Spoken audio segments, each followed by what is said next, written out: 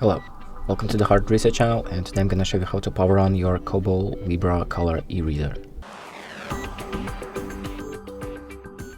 So when your e-reader is powered off, you will see the powered off sign on the bottom left. You can click on this like power button on the back of your e-reader, and once you click on it, you need to wait a few seconds so that it can power on again.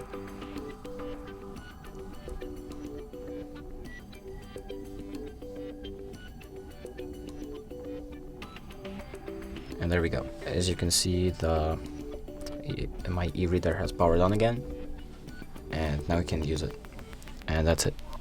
Thank you for watching, and make sure to like and subscribe.